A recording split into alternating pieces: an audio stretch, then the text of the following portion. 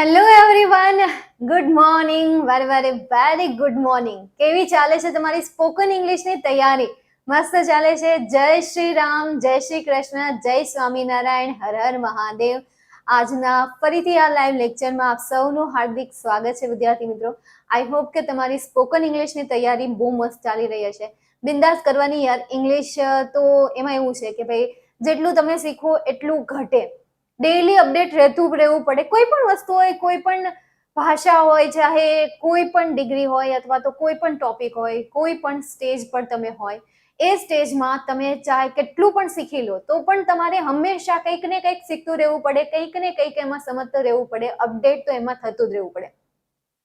એટલે યાર ડેઈલી તમને જેટલું પણ ઇંગ્લિશ મળે, ડેઈલી તમને જેટલા પણ સેન્ટેન્સ મળે એટલા સેન્ટેન્સ પર બને એટલી પ્રેક્ટિસ કરો જો રિયલી તમારે શીખવું છે તો.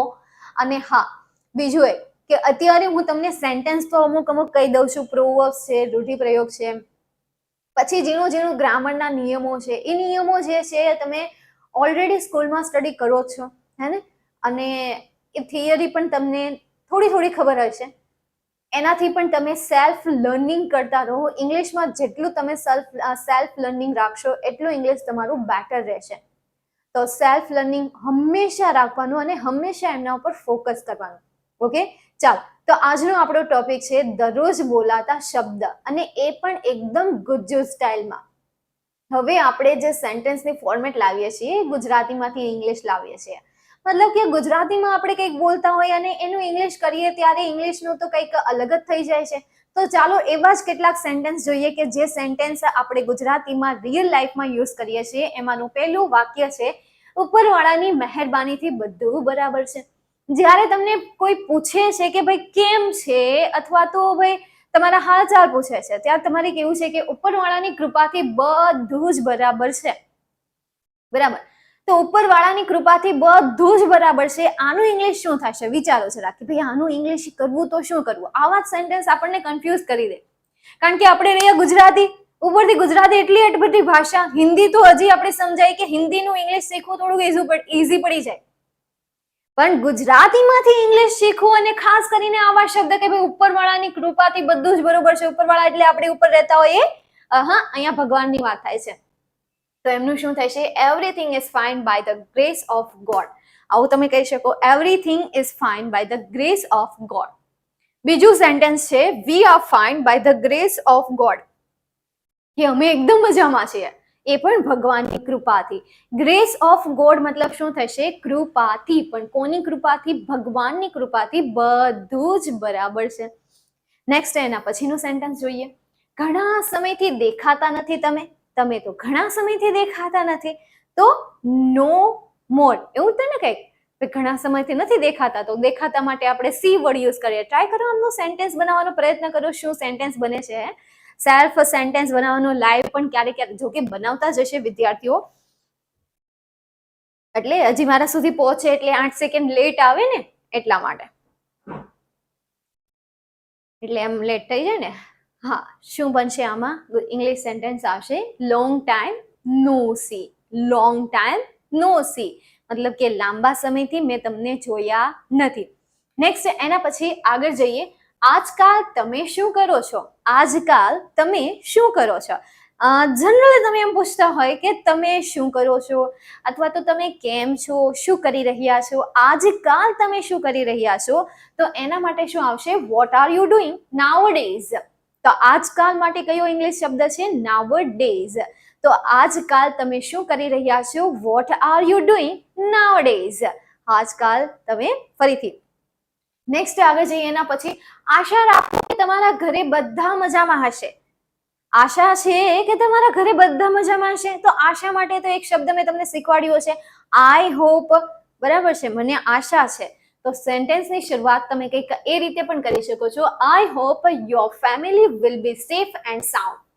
તો બધા સારા હશે. સો સેફ એન્ડ સાઉન્ડ મતલબ શું થાય? મજામાં હોવું. તો આ જ્યારે મેં તમને રૂઢિપ્રયોગ અને ફ્રેઝિસ જે કરાવ્યા ને, આજે તમને 3 ટોપિક કરાવ્યા છે, ફ્રેઝિસ, આઇડમ્સ એન્ડ પ્રોવર્બ્સ. આમાં મેં તમને એક વર્ડ આપ્યો હતો, safe and sound. Safe and sound મતલબ કે સહી સલામત. સેફ એન્ડ સાઉન્ડ મતલબ શું થશે? સહી સલામત. તો આશા છે કે તમારા ઘરે બધા સહી સલામત હશે. આવું તમારે ઇંગ્લિશમાં કેવું હોય ત્યારે you can use I hope your family will be safe and sound. I hope your family will be safe and sound. ફેમિલીની જગ્યાએ તમે મતલબ કે યાર તમારે કોઈ ફ્રેન્ડ્સ છે, ફ્રેન્ડનું કોઈ પૂછી રહ્યા છે કે ભાઈ તમારા મિત્રો શું કરી રહ્યા છે, બરાબર, ત્યારે તમે કહી શકો કે ભાઈ એ પણ, તો અહીંયા આઈ હોપ નો યુઝ કરવાની જરૂર નથી કે ભાઈ my friend will be safe and sound અથવા તો my friend is safe and sound, કે ભાઈ એ કેવા છે, સહી સલામત છે, ભાઈ એને શું પ્રોબ્લેમ હોય, કાંઈ પ્રોબ્લેમ હોય નહીં. નેક્સ્ટ આગળ જોઈએ. આજકાલ ગરમી બહુ પડે છે. હા, સમરની સિઝન છે, ઓબ્વિયસલી ગરમી તો પડવાની જ છે. ઉપરથી એમાં પણ વરસાદની આગાહી છે 2 દિવસની. તો એમાં તમને કહે છે કે આજકાલ ગરમી બહુ પડે છે. તો ગરમીને લગતા સમર સેન્ટેન્સ પણ હું અને સાહિલભાઈ સાથે પ્રેઝન્ટ કર્યા હતા, તમને યાદ હોય તો. જે વિદ્યાર્થીઓ રેગ્યુલર સ્પોકન ઇંગ્લિશના ક્લાસ અટેન્ડ કર્યા હશે એમને સારી રીતે ખ્યાલ હશે કે ભાઈ ગરમી માટેના આપણે સમર માટેના ઘણા બધા સેન્ટેન્સ એવા જોયા હતા. હવે અહીંયા આજકાલ ગરમી બહુ પડે છે તો એના માટે it is hot nowadays. It is hot nowadays, કે ભાઈ આજે બહુ જ ગરમી છે. તો તમે આવું સેન્ટેન્સ કહી શકો છો. અને એ સિવાય બીજા સેન્ટેન્સ પણ તમે યુઝ કરેલા છે સમરના, જે આપણો પેલો નાનો તો વિડીયો હતો એ વિડીયોમાં આપણે એમને સમજ્યા છે. નેક્સ્ટ એના પછી આગળ જઈએ. તમને કંઈ થયું છે? આવું જ્યારે તમને કોઈ પૂછે છે, સોરી તમને તો પૂછતા જ હોય, પણ તમારે કોઈને પૂછવું છે કે ભાઈ તમને કંઈ થયું છે, તમને શું થયું છે, તો ત્યારે તમે એક વર્ડ યુઝ કરી શકો, વોટ હેપન. શું? વોટ હેપન પણ યુઝ કરી શકો. અને આ પણ તમે કહી શકો કે is there anything wrong with you, કે શું તમારી સાથે કંઈ થયું છે, તમારી સાથે તમને કંઈ થયું છે, ના તમને કંઈ થયું છે ઇન શોર્ટ. તો એનું તમારે શું ઇંગ્લિશ બોલવાનું છે કે is there anything wrong with you, કે તમારી સાથે કંઈ ખરાબ થયું છે અથવા કંઈ થયું છે, ખરાબ થયું છે, ખરાબ નહીં ખાલી થયું છે. તો ફરીથી તમને કંઈ થયું છે તો એના માટે ક્વેશ્ચન્સ કેવું આવશે? Is there anything wrong with you, is there anything wrong with you. તમારી સાથે કંઈ રોંગ તો નથી ને, મતલબ રોંગ નથી થયું ને.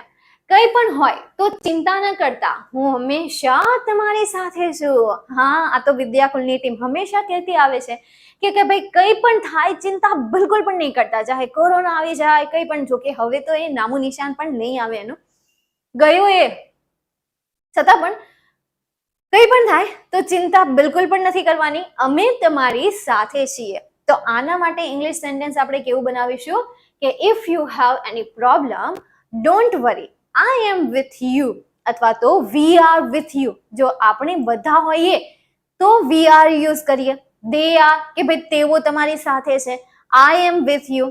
If you have any problem don't worry, I am with you, we are with you. જ્યારે કોઈ ચિંતામાં છે, તમારે એને સાંત્વના આપવી છે, તમારે એમને રિલેક્સ કરવા છે, ભાઈ ચલ ચીલ મારને, હું છું ને તારી સાથે. તો આવું જ્યારે કોઈ વસ્તુ છે, મતલબ આવી સિચ્યુએશન છે, તમે આવું કહેતા હોય કે ભાઈ ચીલ મારને યાર, હું છું ને તારી સાથે, then you can say if you have any problem don't worry, I am always with you, કે હું હંમેશા તારી સાથે છું. ઓલવેઝ વર્ડ જે છે હંમેશા દર્શાવે છે, તો ઓલવેઝ હંમેશા તે રાખી દેવાનું. પછી નેવર, ભાઈ ક્યારેય હું તારી સાથે નથી, એટલે તું સેલ્ફ ડિપેન્ડન્ટ રહેજે, બીજા કોઈ પર ડિપેન્ડન્ટ નહીં રહેતા. તો ત્યારે તમે કહી શકો આઈ નેવર વિથ યુ, બરાબર, આઈ એમ નેવર વિથ યુ, કે હું તારી સાથે ક્યારેય નથી. તારે એકલા જ લડવાનું રહેશે, તારે એકલા જ તારે જે પણ ભાંગવું તોડવું હોય તોડી ના, પણ તારે એકલા, તું સેલ્ફ ડિપેન્ડન્ટ જ રહે, મારા ઉપર ડિપેન્ડન્ટ નહીં રહે. આવું તમારે કેવું હોય તો ત્યારે તમે યુઝ કરી શકો નેવર. એક સેન્ટેન્સમાંથી 2 સેન્ટેન્સ બની ગયા. નેક્સ્ટ આગળ જઈએ. હવે આપણે એના પછી કંઈ પણ હોય ને તો અડધી રાત્રે ફોન કરી દે છે, ભાઈ આવું તો આપણે મિત્રમાં તો બહુ ચાલતું હોય, ફ્રેન્ડશીપમાં પણ બહુ ચાલતું હોય. કંઈ પણ થાય ને અડધી રાત્રે ફોન કરી દેવાનો. ક્યારે ફોન કરી દેવાનો? અડધી રાત્રે ફોન કરી દેવાનો, તાર ભાઈ હાજર થઈ જશે. ચાલો જોઈએ એનું ઇંગ્લિશ શું થાય છે. મજેદાર છે sentence. Feel free to call me any time if you have any problem. Feel free to call me. Feel free to call me anytime if you have any problem. ભાઈ ફીલ ફ્રી કર to call મી, મને phone કરવા માટે તું એકદમ મુક્ત રીતે free કરજે. યા ભાઈ તારી ચિંતા કરવાની કોઈ જરૂર નથી. ભાઈ ક્યારે, એની ટાઈમ, કોઈ પણ સમય. અડધી રાત્રે માટે અહીંયા હાફ નાઇટ યુઝ નથી કર્યું. અડધી રાત ઇન ઇન શોર્ટ એમનો જે કહેવાનો જે ઈરાદો હતો એ ઈરાદો શું હતો કે એ એવું કહેવા માંગે છે કે અડધી રાત્રે કોલ કર, દેટ મીન્સ કે કોઈ પણ સમયે તું કોલ કરીશ ને તો હું રિસીવ કરવા અને તારી મદદ કરવા માટે હંમેશા તૈયાર રહીશ, એવું કહેવા ઈચ્છે છે. એટલા માટે અહીંયા અડધી રાત્રિ ઇઝ ઇક્વલ ટુ શું થશે? એની ટાઈમ. ખરેખર અડધી રાત્રિનું ગુજરાતી ઇંગ્લિશ એની ટાઈમ ન થાય, પણ અહીંયા જે ગુજરાતીમાં અડધી રાત્રિ જે કહ્યું છે ને એનો મતલબ થાય કોઈ પણ સમય. સેન્ટેન્સમાં એમનો જે યુઝ થયો છે ને એ કઈ પણ સમય માટે યુઝ થયો છે. એટલા માટે એનું ઇંગ્લિશ સેન્ટેન્સ શું થશે? Feel free to call me any time if you have any problem. કે જેને તને કોઈ પણ પ્રોબ્લેમ હોય તો તું મને ગમે ત્યારે કોલ કરી શકે છે. નેક્સ્ટ એના પછી આવું તો કઈ ચાલતું હશે, શું આ વ્યાજબી કહેવાય? સેન્ટેન્સ એટલું બધું મોટું છે, ઇંગ્લિશ એટલું અમથું છે, ટૂચકું અમથું છે. આવું તો કઈ ચાલતું હશે, આ કઈ વ્યાજબી કહેવાય? જ્યારે પણ તમે આવું કહો છો કે ભાઈ આવું તો કઈ ચાલતું હશે, આ વ્યાજબી કહેવાય છે, ત્યારે તમે એમ કહી શકો ઇઝ ઇટ ફેર? કે ભાઈ આ ફેર છે ને? આટલું simple 3 words, only 3 words. Is it fair?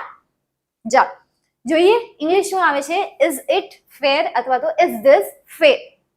This use કરી શકો, ઇટ યુઝ કરી શકો, ધેટ યુઝ કરી શકો. જ્યારે ધેટ મતલબ કે પાસ્ટ ફોર્મ હોય ત્યારે, મતલબ કે ધેટ તે બાબત આપણે કહેતા હોય, પેલી કોઈ બાબત કહેતા હોય ત્યારે તમે ધેટ નો યુઝ કરો. તો આવું તો કઈ ચાલતું હશે, શું આ વ્યાજબી છે? તો એના માટે ઇંગ્લિશ શું છે? Is this fair? નેક્સ્ટ આવે છે આવું બિલકુલ પણ ના ચાલે. આ કઈ વ્યાજબી કહેવાતું હશે? આ તો બિલકુલ પણ ચાલશે નહીં. તો જે ફેર વર્ડનો યુઝ કર્યો એ જ વર્ડનો અહીંયા યુઝ કરવાનો છે. It is not fair. આ રીતે આપણે કહી શકીએ હે ને કે ભાઈ આવું તો કઈ ચાલતું હોય છે. This is not fair at all. સંપૂર્ણ રીતે આ કોઈ વ્યાજબી નથી કે ભાઈ આવું તો ન ચાલે. એટ ઓલ મતલબ કે આવું તો ચાલે જ નહીં એવું દર્શાવે છે અહીંયા એટ ઓલ. તો જ્યારે તમારે એમ કહેવું છે કે ભાઈ આ વ્યાજબી નથી ત્યારે તમે ઇંગ્લિશમાં કહેશો this is not fair at all. કે ભાઈ આ દરેક રીતે ફેર છે નહીં.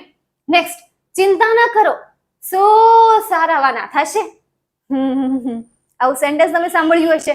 ચિંતા ના કરો, સો સારાવાના થશે. સારાવાના થશે મતલબ સારું થશે, બધું જ સારું થઈ જશે.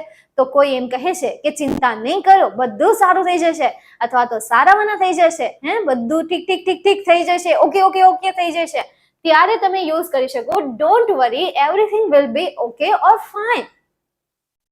Don't worry everything will be okay and fine. કે ભાઈ બધું જ જે છે ને એ ઓકે થઈ જશે, ફાઇન થઈ જશે.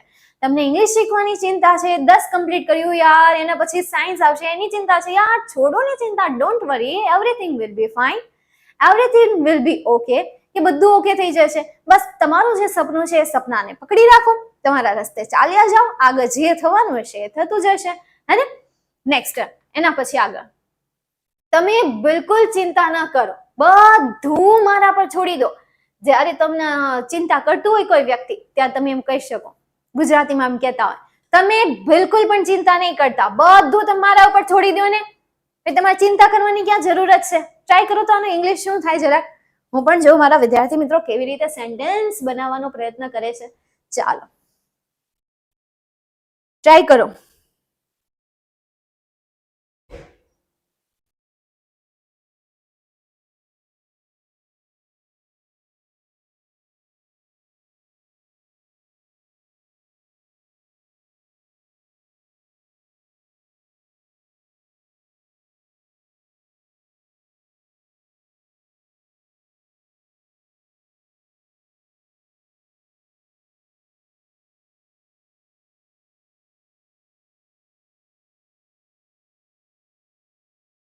ચલો નાઇસ ટ્રાઈસ, નાઇસ ટ્રાઈસ, હે ને? નાઇસ ટ્રાઈસ ને નાઇસ ટ્રાય, યસ.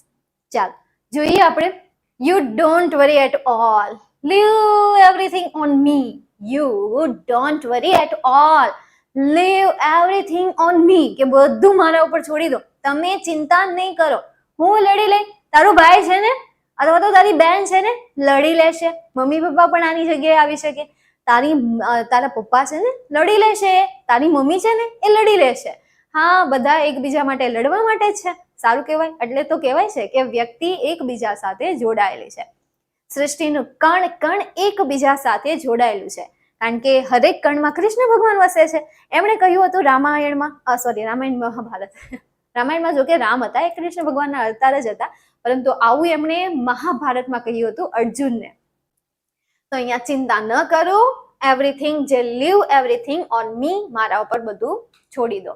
એના પછી કેમ કઈ બોલતા નથી તમે? કેમ ચૂપ છો તમે? જ્યારે આવું તમે કોઈને કહો છો કેમ કઈ બોલતા નથી, ત્યારે એમનું ઇંગ્લિશ શું થશે? Why are you quite?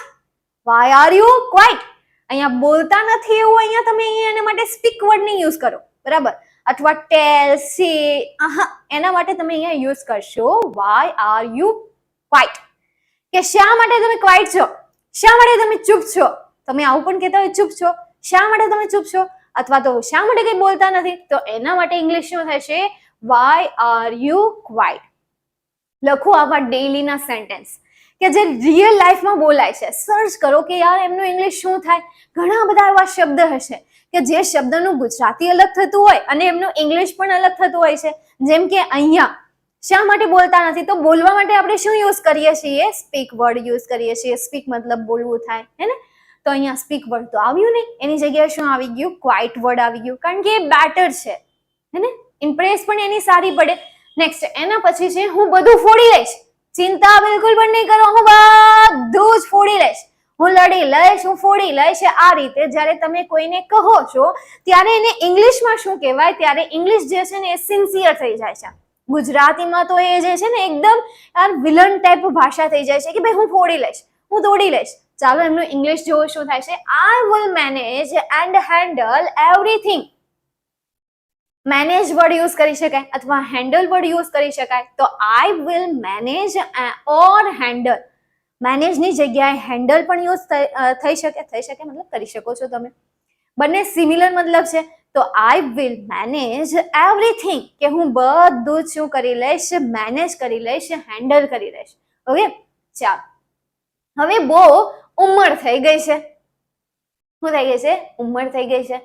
અને આપણે કોઈને કહીએ છીએ જ્યારે બહુ વધારે પડતી વાતો કરતા હોય, ખાસ કરીને સોસાયટીમાં જે હોય કે જે આપણે વાતો કરતા હોય ત્યારે આપણે એમને સંભળાવી દઈએ, હવે રામ રામ કરો, રામ રામ, ઉંમર થઈ તમારી રામ રામ કરવાની, ચૂપચાપ રામ રામ કરો, મારી વાતો કરવાની કોઈ જરૂર નથી. તો હવે રામ રામ કરો માં અહીંયા કરો, તો હવે રામ રામ કરો નું ગુજરાતી નાવ ડુ રામ રામ એવું કરશો ને ઇંગ્લિશ.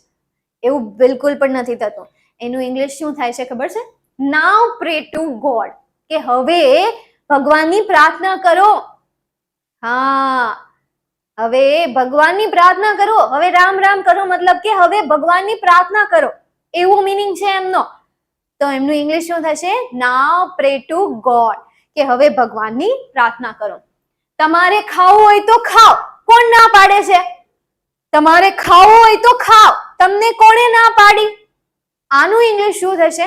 ટ્રાય કરો, સેલ્ફ બનાવતા હોય પોઝ કરી દેજો, પછી મારો આન્સર જોજો. પહેલા ટ્રાય કરજો, પહેલા સ્ટોપ કરી દેજો, ટ્રાય કરો, પછી મારો આન્સર જોજો. ઓકે, ચાલો. If you want to eat, you eat. Who is stopping you? If you want to eat, then eat. Who is stopping you? કે તમને કોણ રોકે છે? ખાઓ ને, તમને કોઈ ખાવાની ના પાડે છે? તો ઇંગ્લિશમાં તમે આવી રીતે પણ ગુસ્સો કરી શકો છો. નેક્સ્ટ એના પછી આપણે જોઈએ, તમારે જે કરવું હોય ને એ કરો. હવે તો અહીંયા તો ગુસ્સો જ દેખાઈ રહ્યો છે મને. તમારે જે કરવું હોય ને તે કરો. તો એના માટે આપણે અહીંયા યુઝ કરીએ you do whatever you like અથવા તો wish. You do whatever you like or wish. લાઈકની જગ્યાએ તમે વિશ વર્ડ પણ યુઝ કરી શકો છો. નેક્સ્ટ એના પછી એક કામ કરો. આના માટે ભીમને મળો. તમે કોને મળો? ભીમને મળો. કઈ કામ છે, જબરું કામ છે, તો ત્યારે તમે કહેતા, તમારી પાસે કોઈ આવે છે કે ભાઈ મારે આવું કંઈક કરવું છે અને તમે એમને કહો છો કે આના માટે એક કામ કરો, તમે આના માટે ભીમને મળો, અથવા આના માટે તમે રાજુને મળો, આના માટે તમે આને મળો, આના માટે તમે આને મળો, આના માટે તમે વકીલને મળો, આના માટે તમે ડોક્ટરને મળો, વગેરે વગેરે હોય. તો ત્યારે તમે ઇંગ્લિશમાં કંઈક આવું કહેશો કે do one thing meet Bhim for this work. Do one thing meet Bhim for this work. કે ભાઈ તમે ભીમને મળો અથવા તો તમારે જેને પણ મળાવવું હોય એને. છે ને મસ્ત? આ રેગ્યુલર લાઈફમાં આપણે યુઝ કરીએ છીએ, કરતા નથી આપણે. આ દરરોજ બોલાતા વાક્ય છે ખરેખર તો. નેક્સ્ટ એના પછી આગળ જઈએ. તેને મારું નામ આપી દેજો ને, કામ થઈ જશે. હા, તો ગીવ ધેમ માય નેમ. એવું વોટ અ ફની ઇંગ્લિશ. ના હા, ના ના, અહીંયા તમે એમ કહેતા હોય કે ભાઈ તેને મારું નામ આપી દો, ગીવ ધેમ માય નેમ, ભાઈ એમને મારું નામ આપી દેજો. આવું બિલકુલ પણ ન કહેવાય. બટ વર્ડ યુઝ થાય રેફરન્સ. ઇમ્પ્રેસિવ વર્ડ કયો છે? રેફરન્સ છે. તો એના માટે શું ઇંગ્લિશ થશે? Give him my reference. અથવા તો જો કોઈ છોકરી હોય તો તમે કહેજો ગીવ હર માય રેફરન્સ, કે તેણીને મારો રેફરન્સ આપી દેજો, મારું નામ. અહીંયા મારું નામ મતલબ કે મારી ઓળખાણ આપી દેજો. તો ઓળખાણ માટે આપણે કયો વર્ડ યુઝ કરીએ છીએ? રેફરન્સ વર્ડ યુઝ કરીએ છીએ. તો give him, give her, give them, give me her reference. આવી રીતે તમે કોઈ પણ એક્ઝામ્પલ, કોઈ પણ સેન્ટેન્સ બનાવીને યુઝ કરી શકો છો. ચાલો, ક્લિયર થયું આટલું? નેક્સ્ટ એના પછી, જો તમે ધારો ને તો તમે કરી શકો છો. સાચી વાત છે. આ બધા સેન્ટેન્સ જો તમે ધારો ને તો રેગ્યુલર લાઈફમાં તમે યુઝ કરી શકો છો. તો એના માટે you can, if you believe you can. You can, તમે કરી શકો છો. If you believe you can, કે જો તમે કરી શકો છો એવું તમે માનો છો તો તમે કરી શકશો. ફરી એકવાર, you can, if you believe you can. સમજાઈ ગયું? ચાલો, લખો આજની કોમેન્ટમાં. અત્યારે જે આપણે બાય, જય હિન્દ, વંદે માતરમ એવું કરીએ ને, એની જગ્યાએ આ સેન્ટેન્સ લખો. You can if you believe you can. જો તમે માનો ને તો તમે કરી શકો છો. ચાલો, આ કોમેન્ટથી મને કોમેન્ટ બોક્સ આખું સરસ મજાનું મને ભરી દો. તો અહીંયા સુધી આપણે આઈ થિંક 20 જેટલા સેન્ટેન્સ જોયા છે અને એ દરેકે દરેક દરરોજ યુઝ થતા સેન્ટેન્સીસ છે. શોધો આવા સેન્ટેન્સ. નીચે કોમેન્ટ બોક્સમાં મને એવા વાક્ય આપો વિથ ગુજરાતી. મજેદાર ગુજરાતી છે ને આ બધા. ગુજરાતી કેવું મસ્ત છે. હા, તમારે જે કરવું હોય એ કરો, તમારે ખાવું હોય તો ખાઓ ને, તમને કોણ ના પાડે છે, હે? તો આવા બીજા વાક્ય શોધો, એમનું ઇંગ્લિશ કરીને મને મોકલો. મારે કોમેન્ટ, હું જ્યારે કોમેન્ટ જોઉં તો ભાઈ હા, ક્રિએટિવિટી તો બાળકો પાસે પણ પડી છે, તો એવા સેન્ટેન્સ મોકલો યાર. બરાબર? ચાલો, તો અહીંયા સુધી આપણે આજનો આ ટોપિક રાખીએ છીએ. ઓકે, મળીએ નેક્સ્ટ ટોપિકમાં. જય હિન્દ, વંદે માતરમ, જય જય ગરુ ગુજરાત.